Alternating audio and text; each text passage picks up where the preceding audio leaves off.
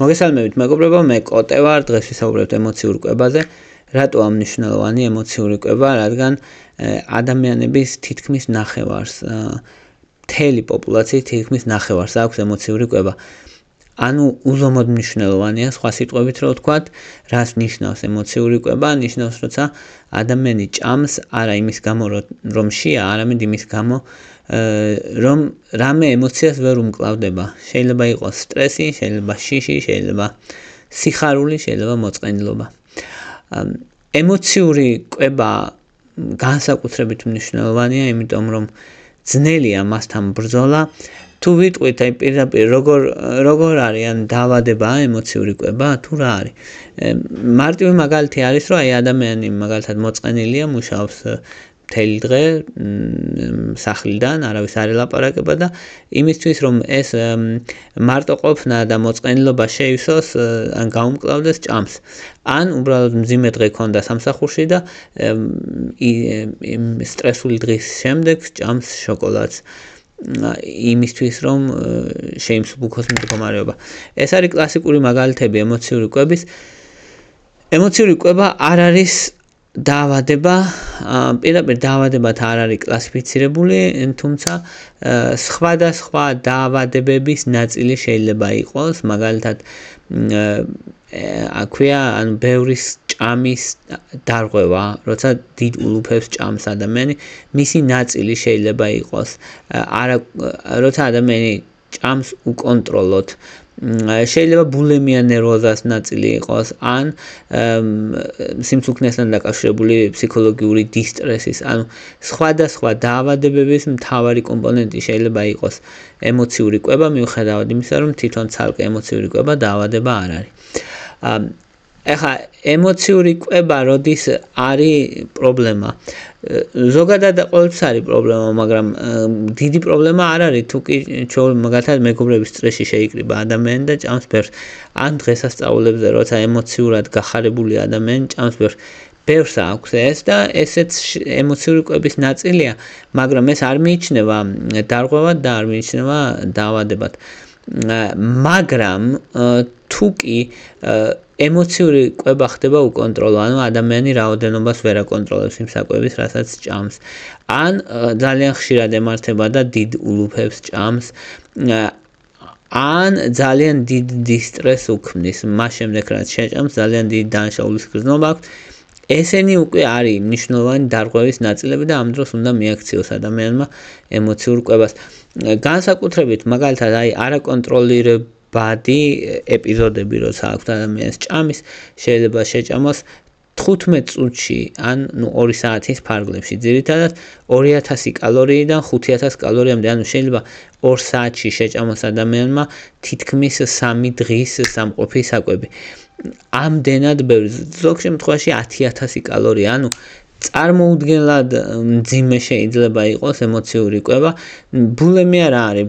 ბულიმიის ნაწილიც როცა შეიძლება იყოს ემოციური კვება, ეს არის როცა ადამიანი ესეთი ბევრის ჭამის ეპიზოდები აქვს და შემდეგ კომპენსატორულ ქცევას აკეთებს რამეს. შეიძლება იყოს მაგალითად კომპენსატორულად ბევრი ივარჯიშოს, ან გული აირიოს ადამიანმა, რომ ის საჭმელი რაც ჭამო ამოაღებინოს, ან ლაქსეტივები დალიოს საფაღარათო, რომ დიარეა დაემართოს და მალევე გამოვიდეს ის საკვები. თუმცა ამ ყველაფერს რა თქმა უნდა დიდი ზიანი მოაქვს ორგანიზმისთვის და ეს არ არის ჯანსაღი კუპირების მექანიზმი ან ჯანსაღი კომპენსატორული მექანიზმი ბევრის ჭამასთან გამკლავების, ამიტომ ესეთი ადამიანების სიცოცხლესაც შეიძლება შეექმნას საფრთხე, მათ შორის საჭმლის მონელებელი სისტემა ისე შეიძლება დაუზიანდეთ, აღარ ვამბობ ჭარბწონასთან დაკავშირებული პრობლემებზე და ასევე კბილების და საყლაპავის მნიშვნელოვანი პრობლემა შეიძლება შეექმნათ.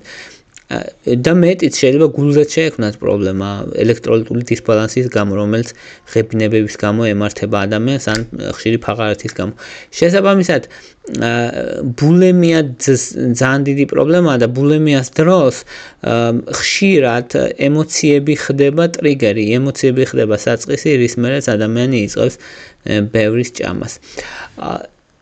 ემოციური კვება 40% პოპულაციაში გვხვდება თითქმის ნახევარში, ზოგი კვლევებით მეტში და 75% შემთხვევებში, როცა ადამიანები ზედმეტს ჭამენ, ემოციური საწყისი აქვს ამას. და როგორ უნდა შევამჩნიოთ, როდის არის ემოციური კვება. მაგალითად, თუ კი ყველაზე მთავარი და ყველაზე მარტივი არის, როცა ამჩნევ, რომ ემოციების პასუხად ჭამ. თუ გაქვს კომფორტ საკვები. კომფორტ საკვები არის, რომ განსაკუთრებით მაგალითად სტრესის დროს, რასაც ჭამ, თუ არის ესეთი შაქრის შემცველი, ან ცხიმის შემცველი, ან მარილიანი. ძირითადად ესენი, შეიძლება იყოს ვიღაცა ჩიფსებს ჭამს, ან პიცას მთლიანს ზოგი, ან შოკოლადებს გააჩნია ადამიანს. და თუ კარგავ კონტროლს კვებაზე, ანუ როცა იწყებ ჭამას, თუ კონტროლოთ ჭამ, ეგეც ემოციური კვების მანიშნებელია. ჭამის შემდეგ თუ გაქვს დანაშაულის გრძნობა და სინანულის გრძნობა, ეგეც და თუ კი ინტენსიური craving-ი, ანუ ძალიან ძლიერი სურვილი, რომელიმე კონკრეტული საკვების, ეგეც ნიშანია როგორც წესი ემოციური კვების. როცა ადამიანს ფიზიოლოგიურად შეა, ის ნებისმიერ რამეს ჭამს და მას არ აქვს როგორც წესი რამე craving-ი, რომ ეს მინდა, ან მაინც შოკოლადი მინდა, ან მაინც რამე მინდა, ეგ არ აქვს. არამედ თითქმის ნებისმიერ რამის ჭამა შეუძლია. და ემოციური კვება მოკლევადიანად გაძლევს ამ ემოციებთან გამკლავების საშუალებას, თავს გრძნობს კარგად, მერე ჭამის მერე თავს გრძნობს ძალიან ცუდად და ეს ეპიზოდები მეორდება. ეგ არის ემოციური კვების რეალურად ციკლი.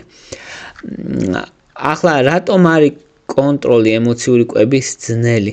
რატო და ძირითადად ადამიანი ემოციური კვებისას ჭამს კომფორტ საკვებს? კომფორტ საკვები არის ტკბილეული, ცხიმიანი, მარილიანი, რომლებიც დოფამინის გამოყოფას უწყობს ხელს. დოფამინი არის ნეიროტრანსმიტერი, ჯილდოს ნეიროტრანსმიტერი, რომელიც აქტიურებს ამ ჯილდოს სისტემას ორგანიზმში და ადამიანი იღებს სიამოვნებას.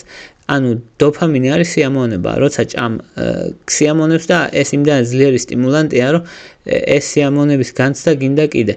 ასევე ნახშირწყლები სეროტონინის დონეს ზრდის. სეროტონინი არის კარგად ყოფნის ნეიროტრანსმიტერი, რომელიც თავის ტვინში გამომუშავდება და სტრესი კიდე კორტიზოლის დონეს ზრდის, ან სტრეს ჰორმონის, რომელიც იწვევს cravings. შესაბამისად, ანუ ადამიანს აქვს სტრესი, იმისთვის რომ თავი იგრძნობს, კარგად ჭამს, რო ჭამს დოფამინი გამოიყოფა, სეროტონინი გამოიყოფა, ადამიანი მოკლევადიან თავს გრძნობს კარგად. ამის მერე, როცა ეს დოფამინი დაეცემა და სეროტონინს ადამიანი თავს გრძნობს ცუდად, თავს გრძნობს დამნაშავედ, ეს დანაშაულის გრძნობა კიდევ უფრო უძლიერებს სტრესს და ადამიანის სტრესზე მერე ისევ ჭამს და ასე ციკლად ტრიალებს, ანუ მანკიერი წრე იკვრება და ეგ არის დიდი პრობლემა. ამიტომ არის, რომ ერთ-ერთი მთავარი მიზანი არის, უნდა გავარღვიოთ ეს მანკიერი წრე. ახლა რა იწვევს ემოციურ კვებას? ემოციურ კვებას მიჩნეულია, რომ ბავშვობიდან იწვევს არაჯანსაღი დამოკიდებულება საკვებთან, მაგალითად თუ ბავშვები აჯილდოვებდნენ, თუ ბავშვობაში აჯილდოვებდნენ ადამიანს, მაგალითად კარგად მოქცევისთვის აჯილდოვებდნენ შოკოლადით ან კანფეტებით, ან როცა ცუდად გრძნობდა თავს საკვებს აძლევდნენ იმისთვის, რომ ეს განექარვებინა, ეს ცუდად ყოფნა, ან თუ ბავშვი უყურებდა, რომ მისი მშობელი თავის ემოციურ მდგომარეობას უმკლავდებოდა ჭამით. ბავშვობის ტრაუმა, მიტოვება, ძალადობა ბავშვებზე და ემოციური მნიშვნელოვანი ტრაუმა დამოკიდებულია და მჭიდრო კავშირშია დიდობაში ემოციურ კვებასთან. ბევრი კვლევა ამაზე ჩატარებული და ეს მჭიდრო კავშირი არსებობს, რაც შეგვიძლია ვთქვათ, განსაკუთრებით ბავშვობის 3-დან 8 წლამდე ძალიან მნიშვნელოვანია ჯანსაღი კვებითი ქცევის ჩამოყალიბებისთვის და გარდატეხის პერიოდი ასევე ძალიან მნიშვნელოვანია. და შეიძლება დიდი ემოციური სტრესი გახდეს გამშვები მექანიზმი ამ ემოციური კვების შეიძლება იყოს განქორწინება ან დაშორება საყვარელ ადამიანთან ან ნებისმიერ რამე გასახლიდან გადასვლაც კი სხვა სახლის შეცვლა ადგილ საცხოვრებლის ან უთანხმოება ადამიანებთან და ასე ნებისმიერი დიდი სტრესი შეიძლება იყოს დამწყები და გამშვები მექანიზმი. ემოციური კვება არის როგორც სპექტრი. ანუ ეს არ არის როგორც ერთი კონკრეტული დაავადება, რომელსაც თავისი მიმდინარეობა აქვს, არამედ არის სპექტრი. ზოგ ადამიანს შეიძლება ქონდეს ძალიან მსუბუქად გამოხატული, ზოგ ადამიანს ძალიან მძიმედ. და ბევრ ადამიანთან ისე აქვს და ისე იცხოვრებს ეს ადამიანი ცხოვრების ბოლომდე, რომ არასდროს არ იფიქრებს, რომ მას ემოციური კვება აქვს. ვინაიდან იდენტიფიცირებასაც ვერ მოახდენს და შეიძლება ამ ადამიანს ჰქონდეს ჩვეულებრივი ჯანსაღი წონა და ასე იცხოვროს მთელი ცხოვრება და არაფერი არ დაშავდეს ამით ესიც არსებობს. ეხლა თქვათ ის ადამიანები როგორები არიან, ვისაც ნაკლებად აქვთ ემოციური კვება, ესეთი ადამიანები არიან, რომლებსაც კარგად აქვთ ნასწავლი, რომ ემოციებს არ გაუმკლავდნენ საკვებით, არამედ ხშირად ვარჯიშობენ, აქვთ კავშირები ადამიანებთან, სოციალური კავშირები ძალიან მნიშვნელოვანია და ხშირად ესეთი ადამიანები ჭამენ იმისთვის, რომ ენერგია მიიღონ და არა იმისთვის, რომ მათთვის დიდ თუნდაც კარგ პოლიტიკურ მოვლენებთან არ ასოცირდება საკვები. ესეთი ადამიანები არიან გამძლე სტრესის ხშირად და მჭიდრო სოციალური კონტაქტები აქვთ. ან მჭიდრო სოციალური კონტაქტები, სტრესთან გამკლავება, ვარჯიში. ეს არის რეალურად სამი ძირითადი მნიშვნელოვანი მახასიათებელი, რაც ასეთ ადამიანებს აქვთ. და ეხლა ვთქვათ, როგორ უმკურნალოთ ემოციურ კვებას. ემოციური კვების სამკურნალოდ ყველაზე მთავარი მახასიათებელი არის, რაც უნდა გავაკეთოთ, რომ გავწყვიტოთ ეს ჯაჭვი. ეს უარყოფითი ნეგატიური ჯაჭვი, რომელიც იკვრება ემოციური კვების დროს ციკლი, რაც არის, რომ სტრესი, მერე ჭამა, მერე დანაშაულის გრძნობა, მერე მეტი სტრესი და მერე ისევ ჭამა. და ამისთვის კოგნიტიური ბიჰევიორული თერაპია მიიჩნევა პირველი რიგის მკურნალობად. კოგნიტიური ბიჰევიორული თერაპიის აზრი არის, რომ იდენტიფიცირება მოახდინო არ ცუდი აზრების, ცუდი ქცევების და აღმოფხვრა ჩაანაცვლა დადებითი ქცევებით. მარტივად ეს არის. და დადებითი აზრებით. და ეხლა რამდენიმე მაგალითს მოგიყვანთ, რომელთაც კონკრეტულად უკეთესად მიხვდებით რა დროს რის გაკეთება შეიძლება. პირველი არის, რომ იდენტიფიცირება უნდა გაუკეთოთ ტრიგერებს. აი მაგალითისთვის ადამიანმა შეიძლება გაანალიზოს, რომ როცა ძალიან სტრესულ სიტუაციაშია სამსახურში და დედლაინები ახლოსაა და ვერ ასწრებს რაღაცებს, ეს ადამიანი ყიდულობს შოკოლადს და ჭამს შოკოლადს, ხო? ანუ პირველი არის, რომ ტრიგერი უნდა აიდენტიფიციროს და თქვა, რომ აი ეს არის ტრიგერი. და შეიძლება რომ დროთა განმავლობაში შემდეგ უკვე თქვა, რომ ანუ მე არ გაუმკლავდები აი ამ ემოციას ამ შოკოლადით, არამედ მის გარეშე შეიძლება თავიდან ნახევარი შოკოლადით, მერე უფრო ნაკლებით და მერე უფრო ნაკლებით, ანუ ეტაპობრივად. მაგრამ ყველაზე მთავარი აქ არის, რომ ტრიგერი ამოიცნო. ეხლა მეორე ვარიანტი არის, რომ რაღაც წარუმატებლობა გქონდა. ამას ქვია კოგნიტიური რესტრუქტურიზაცია და რას ნიშნავს? მაგალითად, რამე წარუმატებლობა გქონდა სამსახურში მაგალითად, ან თუნდაც სტუდენტს პრეზენტაცია ცუდი გქონდა და ამბობს, რომ არ გამომივიდა მე და ეხლა უნდა ვჭამო, იმიტომ რომ ყველაფერი არის ძალიან ცუდად. და ამ დროს, ანუ ცნობიერების რესტრუქტურიზაცია იქნება ის, რომ შენ უთხრა შენ თავს, რომ არა, მე არ გამსაზღვრავს ეს ერთი პრეზენტაცია, არ ნიშნავს ეს, რომ მე ან სუსტი ადამიანი ვარ, ან ცუდი ადამიანი ვარ, ან პიროვნულად არ უნდა მივიღო ეს, არამედ არაფერია. ეს ერთი არ გამოდის, ვიწყებ ხვალიდან, იქნება მეორე, რომელსაც გავაკეთებ წარმატებით. ძალიან მნიშვნელოვანია ეს სტრუქტურა შეუცვალო შენს აზროვნებას, როცა ეს აზროვნება მიმართულია ნეგატივისკენ და მერე მიმართულია იმისკენ, რომ დაატრიგეროს ჭამა. შემდეგი რაც გამოიყენება კოგნიტიურ ბიჰევიორალ თერაპიაში არის ქცევის აქტივაცია. ქცევის აქტივაცია რას ნიშნავს, რომ მაგალითად თუ კი სტრესის საფასხო ჩაანაცვლო რეალურად სხვა ჯანსაღი ქცევით, წახვიდე სავარჯიშოდ, წახვიდე სასეირნოდ, დაელაპარაკო მეგობარს. დამატებით კიდე შეგიძლია აი სტრესის დროს ჭამის ნაცვლად სუნთქვითი ვარჯიშები გააკეთო. ყველაზე კარგი და ცნობილი სუნთქვითი ვარჯიში არის 4-7-8-ზე 4 წამის განმავლობაში ჩაისუნთქო, 7 წამის განმავლობაში შეიკავო სუნთქვა, 8 წამის განმავლობაში ნელა ამოისუნთქო. ეს გააქტიურებს პარასიმპათიკურ ნერვულ სისტემას და ადამიანს დაამშვიდებს. ადამიანის ტვინში დამშვიდების დამშვიდების ავტონომიური ნერვული სისტემა გააქტიურდება მოკლედ და დაგამშვიდებს. ან როცა სტრესის დროს თუ ჭამ ხო, არა, მაგალითად არის გვირილის ჩაი, რომელიც ის დამშვიდებელი ან მწვანე ჩაი და შეგიძლია რომ ეგეთ დროს გაიკეთო მწვანე ჩაი და ცოტ-ცოტა დალიო დროთა განმავლობაში და აი ამით დაიმშვიდო თავი. ეს ჯანსაღია მაგალითად. ასევე გააკეთო მადლიერების ლისტი. მადლიერების ლისტი ან ჩამოწერენ ხოლმე რა მადლიერების ჟურნალს ეძახიან და რომ მაგალითად გინდა ჭამა და იმის ნაცვლად რომ ემოციურად ჭამო, მე არ ვამბობ როცა ადამიანში, არამედ ემოციურად როცა აიდენტიფიცირებ რომ გინდა, წახვალ და დაწერ რისი მადლიერი ხარ დღეს, 3 რაღაცის. ხო, ყოველთვის არის რა რისი მადლიერებით შეგვიძლია ვიყოთ, რომ მოვძებნოთ. ის რისი მადლიერიც ვართ და ამ 3 რაღაცას დაწერა და დაგეხმარება, ანუ შენს ორგანიზმს ისე დაამშვიდებს, რომ უარს იტყვი ჭამაზე. ან მოусმინო მუსიკას მაგალითად. ხო, შესაძლებელია რომ შექმნა მუსიკების პლეილისტი, რომელზეც მუსიკებს მოусმენ, ან mindfulness ეძახიან ესეთი ტაქტიკა, რაც ნიშნავს, რომ იგივე გაცნობიერება, რომ სამ მაგალითად ჭამას დაიწყებ, შენ თავს კითხო, რომ მე მართლა მშია თუ ემოციების გამო ვჭამ, ნამდვილად მინდა თუ სხვა რამე ტრიგერი იყო რის გამოც ჭამა მომინდა, სანამ შეჭამ მაგალითად დაყნოსო, შეიგრძნო სუნი ამ საჭმლის, შეიგრძნო ტექსტურა და ჭამო ნელა და გაცნობიერებით და სხვა რამე არ აკეთო იმ დროს როცა ჭამ. ან ასე ეძახიან 5-4-3-2-1-ის პრინციპს ეძახიან ამას.